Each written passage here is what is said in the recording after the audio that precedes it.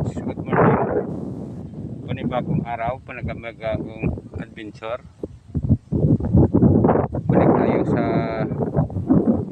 spot na pinagpunta natin nakaraan. Yun yung spot to.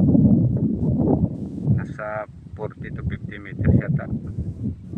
Sana pagpalarin tayo ngayon dito. Magpatuktok tayo ng bato-bato, spotted top at red top.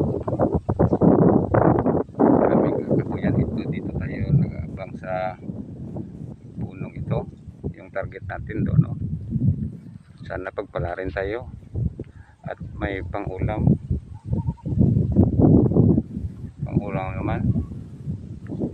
Okay, subscribe my YouTube channel, Monkey Hunters TV.